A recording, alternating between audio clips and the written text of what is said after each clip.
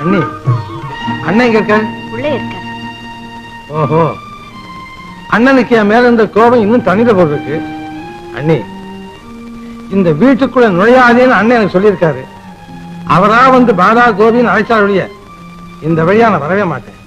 வாராதான் நம்ம அவசர வழியா போவோம்.